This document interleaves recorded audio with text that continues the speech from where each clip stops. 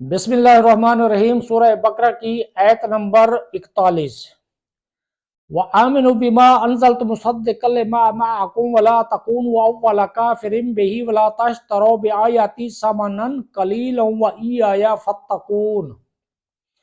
اور ایمان لاؤ اس کتاب پر جو میں نے اتاری ہے، وہ تمہارے پاس موجود کتاب کی تصدیق کرنے والی ہے، اور سب سے پہلے اس کا انکار کرنے والے نہ بنو، اور میری آیتوں کے بدلے تھوڑی قیمت نہ وصول کرو، اور مجھ سے ہی ڈرو۔ وَآمِنُوا بِمَا أَنزَلْتُ، اور اس پر ایمان لاؤ جسے میں نے نازل کیا، یعنی اے بنی اسرائیل کے علماء، اس قرآن پر ایمان لاؤ جو میں نے اپنے حبیب صلی اللہ تعالیٰ علیہ وآلہ وسلم پر نازل کیا ہے، اور وہ تمہارے پاس موجود کتاب تورات و انجیل کی تصدیق کرتا ہے، اور تم اہل کتاب میں سے قرآن مجید اور میرے حبیب صلی اللہ تعالیٰ علیہ وآلہ وسلم کہ سب سے اولین منکر نہ بنو، ورنہ جو لوگ تمہارے پیچھے لگ کر کفر اختیار کریں گے تو ان کا وبال بھی تم پر ہوگا۔ نیکی اور برائی کی ابتدا کرنے والے کے بارے میں ایک اصول۔ یاد رہے کہ نیکی اور بدی کے ہر کام میں یہی اصول نافذ ہے کہ اس کی ابتدا کرنے والوں کی پیروی کرنے والوں کے عمل کا ثواب یا عذاب بھی ملے گا۔ حضرت جریر بن عبداللہ رضی اللہ تعالیٰ عنہ سے روایت ہے، حضور اقدس صلی اللہ تعالیٰ علیہ وآلہ وسلم نے ارشاد فرمایا، جس نے اسلام میں کوئی اچھا طریقہ ایجاد کیا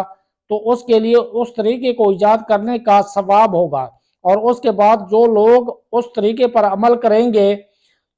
ان کا ثواب بھی اس ایجاد کرنے والے کو ملے گا، اور ان عمل کرنے والوں کے اپنے ثواب میں بھی کوئی کمی نہ ہوگی۔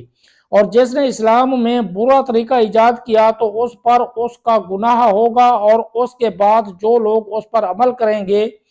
ان کا گناہ بھی اسے ہوگا، اور ان کے عمل کرنے والوں کے اپنے گناہ میں بھی کوئی کمی نہ ہوگی۔ وَلَا تَشْتَرُوا بِآيَاتِي ثَمَنًا قَلِيلًا، اور میری آیتوں کے بدلے تھوڑی قیمت وصول نہ کرو۔ اس آیت میں دنیا کے حقیر و ذلیل مال کے بدلے اللہ تعالیٰ کی آیات بیچنے سے منع کیا گیا ہے، اور یہاں ان آیات سے توریت و انجیل کی وہ آیات مراد ہیں جن میں حضور پرنور صلی اللہ تعالیٰ علیہ وآلہ وسلم کے اوصاف و علامات کا بیان ہے۔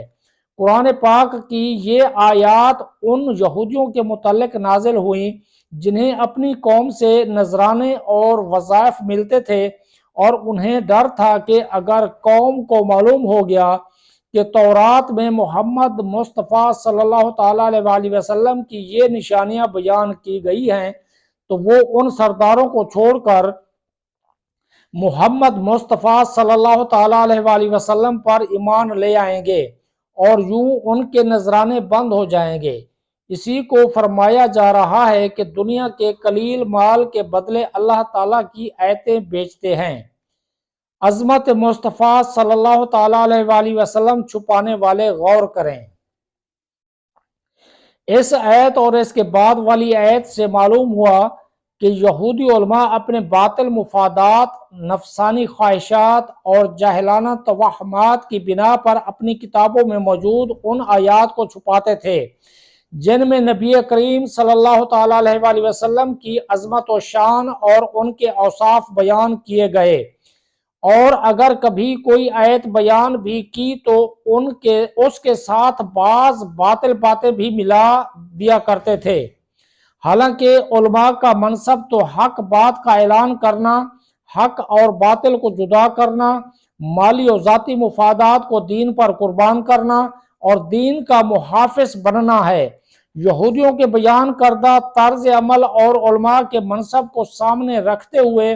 ان لوگوں کو اپنی حالت پر غور کرنے کی حاجت ہے جن کا حضور پرنور صلی اللہ تعالیٰ علیہ وآلہ وسلم کی عظمت و شان بیان کرنے کے معاملے میں سلسلہ کہیں اور ہی جا کر ملتا ہے۔